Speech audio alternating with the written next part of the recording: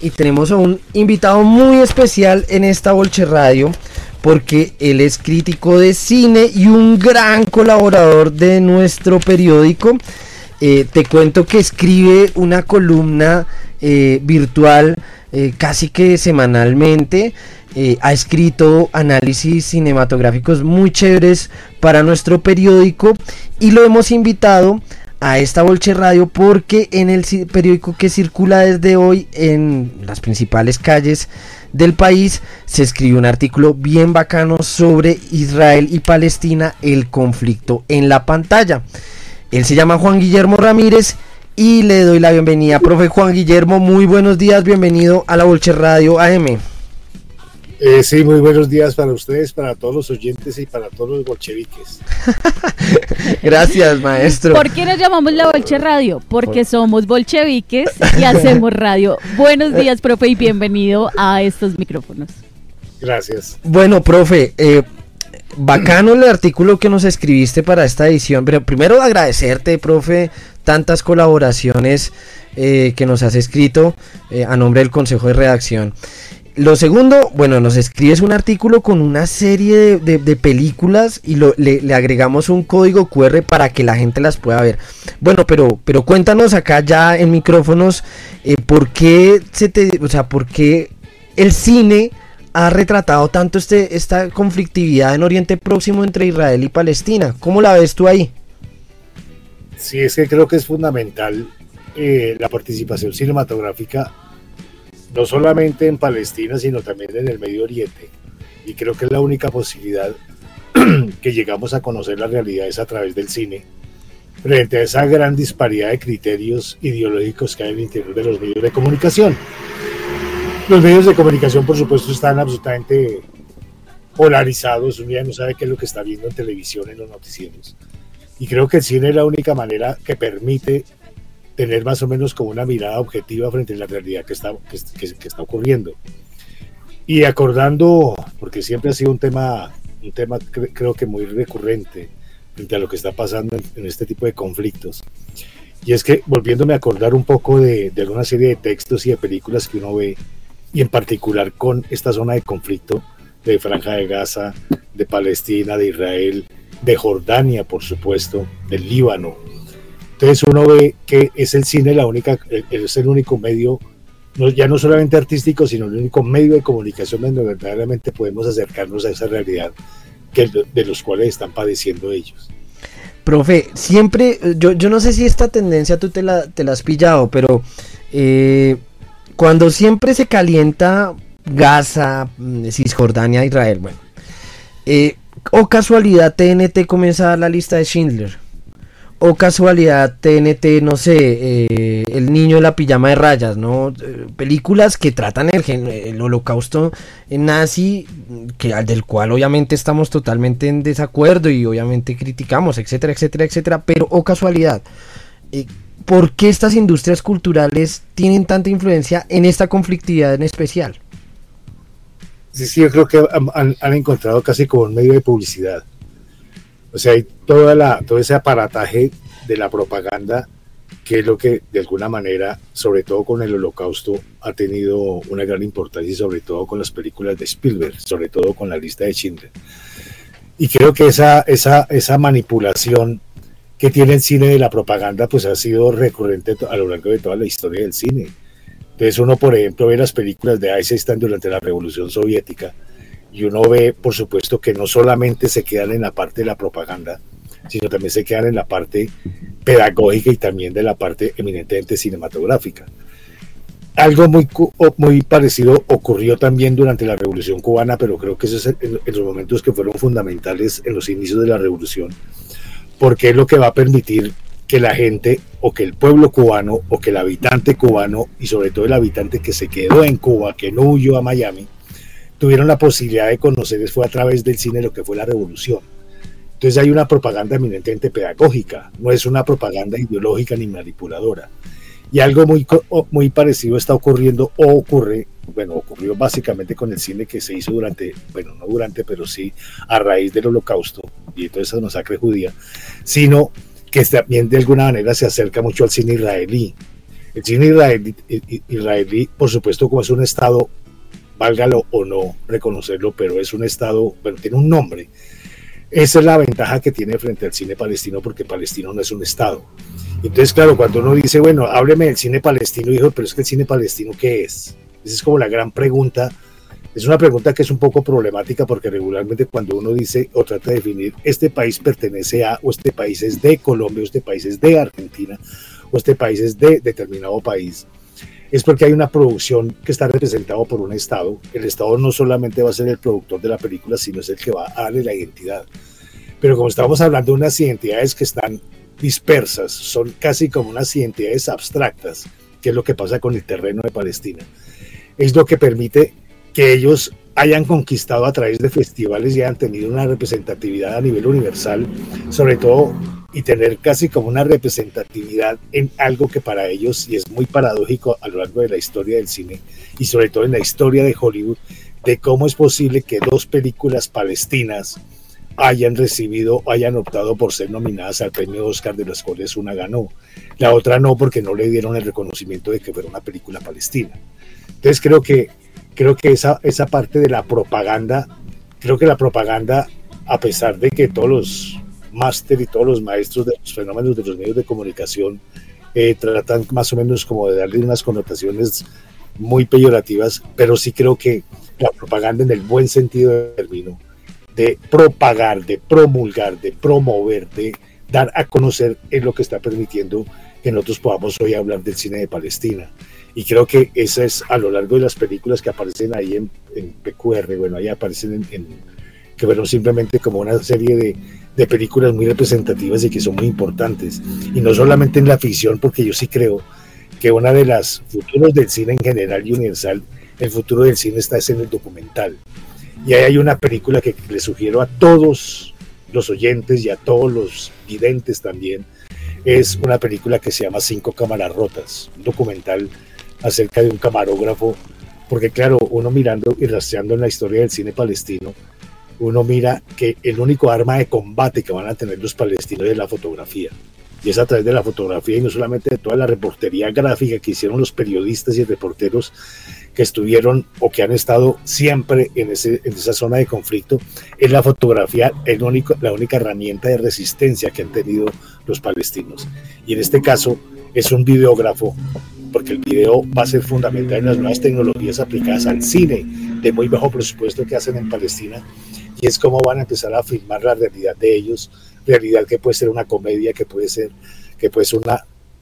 la misma realidad que es un drama, pero al mismo tiempo pueden hacer un documental en donde se pone a riesgo la vida de un camarógrafo, de un videógrafo, un tipo que está filmando la guerra. Profe, nos decía, nos recomendabas 5 cámaras rotas, pero nos das una selección larga, ¿no? Varias experiencias. Sí.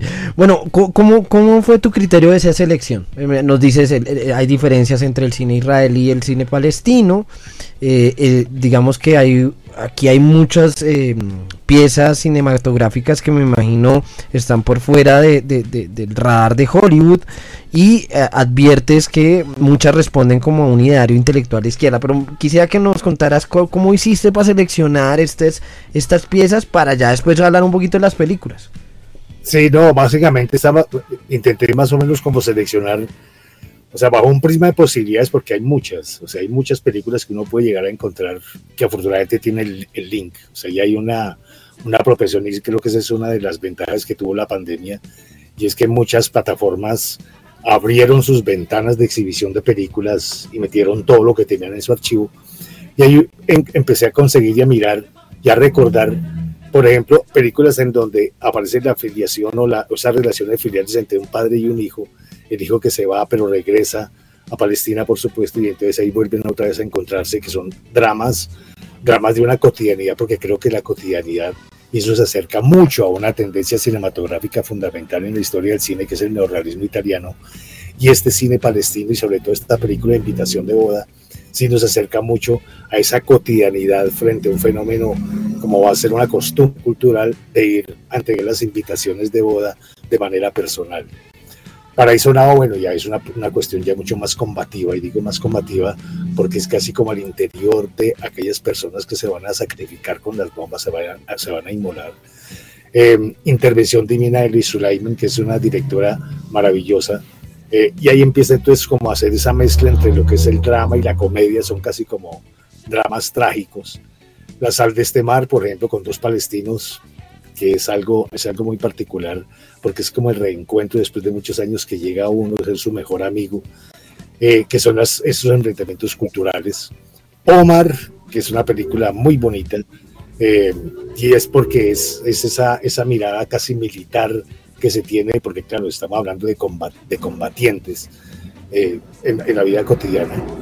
Y ahí en la parte ya del documental, que es donde me interesó más, y ahí aparece una película de Jean-Luc Godard, porque no solamente los palestinos hacen sus propios documentales, los israelitas que también viajan al interior de Palestina a filmar películas, que es otra paradoja que tiene la Franja de Gaza y que tiene todo este Medio Oriente.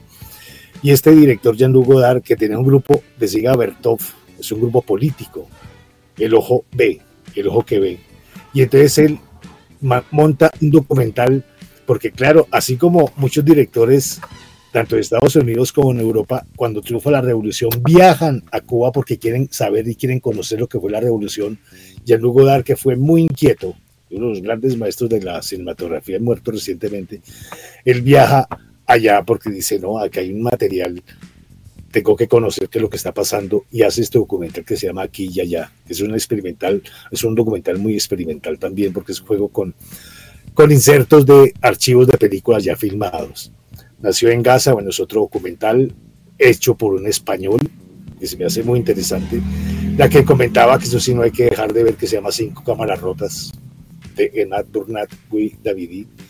Y hay otra, ya termino con la de Ocupación 101, que es también otro documental, y es sobre todo lo que pasa con la guerra de la ocupación y la guerra de liberación que vive la Palestina. Entonces es como de las más recientes, a pesar de que son películas. O sea, es algo muy, muy complejo, por ejemplo, porque el gran problema que tiene el cine palestino, y es que el cine palestino, la única posibilidad que tiene primero para preservar y conservar sus películas es mandarlas a Berlín, donde en Berlín hay un archivo especialmente para ellos, para que archiven sus películas, porque no las pueden archivar sino en Berlín.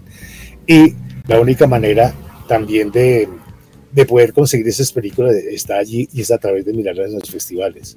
Entonces yo creo que una de la importancia de hacer este tipo de selección de películas es que no son, como ellos no hacen concesiones con el cine de Hollywood porque no les interesa, además porque es otra realidad que tienen, sino les interesa es el aquí y el ahora que están viendo, y es lo que están viendo.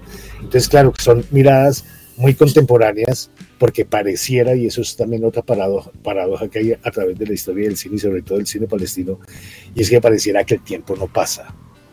Y si el tiempo no pasa, entonces podemos ver una película del 2011, podemos ver una película del 2020 y pareciera que fuera filmada en el mismo año.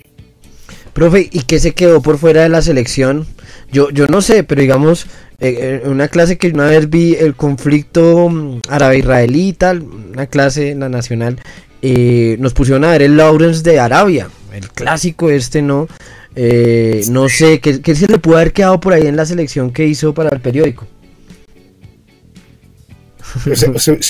Si el periódico hubiera sacado una edición especial de cine del Medio Oriente, por ejemplo, sí, hubiéramos podido seleccionar películas de Líbano, de Egipto, por ejemplo, de toda la zona del Magreb, que es fundamental, y claro, hubiera sido otra propuesta, pero no, traté como de circunscribirme, casi como hacer una franja de cine en Gaza. En Gaza. Pero podemos hacer una separata. A futuro. Maestro, bueno, y tú hablabas de cine israelí, no tocaste cine israelí, pero se puede ver, digamos, también como para contrastar. Tiene más representatividad, claro, además porque como tiene todo el reconocimiento aparentemente del mundo, entonces claro, tiene mucha más validez, pero es que a mí lo que me interesa, claro, uno puede ver películas israelíes y hay muchas, sí, uno puede encontrar muchas películas israelíes, pero que obedecen básicamente o repiten más o menos como esa fórmula o esos modelos del cine tradicional de Hollywood, que es un cine comercial, que es un cine para el gran público, donde el público no se va a sentir incomodado, tiene el final feliz. O sea, ese es el tipo de cine israelí que se está haciendo cuando, o sea, cuando no viajan o cuando no se tocan de la realidad que les es mucho más cercana. Pero, por ejemplo, hay muchos directores. O sea, me acordé ahora de una película canadiense dirigida por una mujer canadiense, y es una muchacha que trabaja en esos médicos voluntarios, Médicos Sin Fronteras, y ella vive en Israel, pero vive en la frontera con la Franja de Gaza. Ella de noche vive en su casa ahí en Israel, pero tiene que pasar todas las mañanas bien temprano a la Franja de Gaza porque está curando heridos. Entonces, claro, ella está en ese dilema. Ya no es ni siquiera un dilema ético ni dilema moral, sino está en un dilema de mujer. Porque la otra gran importancia que tiene el cine palestino, y ahí sí creo que me quedé corto desafortunadamente con la propuesta que mandé que salió publicada, y es por ejemplo la participación de las mujeres en el cine palestino, de las directoras, y creo que ese no es solamente un fenómeno local o de Palestina, sino va a ser un fenómeno mundial. O sea, la gran participación de las mujeres que hay hoy en la historia del contemporáneo es fundamental, y no solamente en la ficción, sino en el documental. Bueno, profe, yo creo que hay que ver ese, o sea, hay por lo menos, Gaby, unas 6, 7 películas que hay que ver porque el profe nos las recomendó, y yo sí Yo voy a apuntar esa que decía de 5 cámaras rotas para este fin de semana, porque además me llama mucho la atención este cine. Y ahora que mencionaba un poco el cine italiano, también creo, en las pocas películas que he visto de cine palestino, que se acerca un poco, a pesar de que en el cine italiano famoso fue el cine de la posguerra, sí hay algunos elementos en los que uno pudiera hacer la comparación. Entonces me apunto este fin de semana para ver esa selección que hizo el profe. Profe, finalmente, yo creo que yo tampoco he visto mucho cine palestino, pero hay una película que una vez me vi que es sobre un chanchito, sobre un chancho que se engasa y no me acuerdo cómo se llama. No sé si su merced la tenga referencia. Sí. Que es como una comedia.